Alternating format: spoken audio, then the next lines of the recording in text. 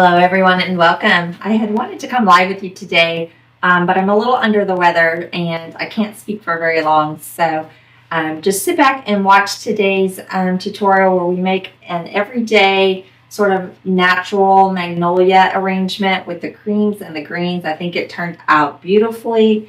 If you're new to our channel, we would love to have you subscribe, hit that little notification bell, and you'll be notified every time we have new tutorials.